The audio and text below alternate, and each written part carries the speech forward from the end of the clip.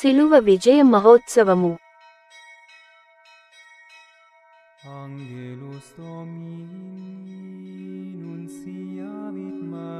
పాము కరచిన వారు ఆ సర్పము వైపు చూచి చావును తప్పించుకునిరి. శనివారం, సెప్టెంబర్ 14, 2024. మొదటి పఠనం సంఖ్యాకాండము 21వ అధ్యాయం 4 నుండి 9 వచనాలు.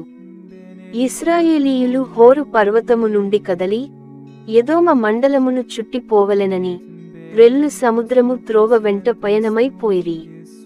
కాని ఆ ప్రయాణమున ప్రజలు సహనము కోల్పోయి మోషే మీదను దేవుని మీదను తిరుగబడిరి. నీవు మమ్ము ఐగుప్తు నుండి తరలించుకొనిరానేలా, ఈ ఎడారిలో చంపుటకే గదా ఇచట అన్న పానీయములు ఏమీ లభించుటలేదు.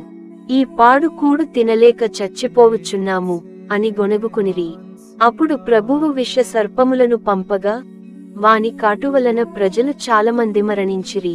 అంతటా వారు మోషే వద్దకు వచ్చి, మేము నీకు దేవునికి ఎదురు మాట్లాడి తప్పు చేసితిమి.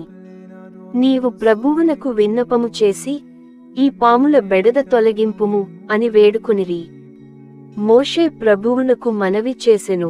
యావే మోషేతో, లోహముతో సర్పమును చేసి గడె మీద తగిలింపుము.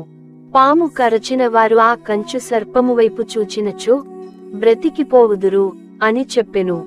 కనుక మోషే కంచు సర్పమును చేసి గడెమీద తగిలించెను. పాము కరచిన వారు ఆ లహ సర్పము వైపు చూచి చావును తప్పించుకొనిరి. ఇది ప్రభువు వాక్కు.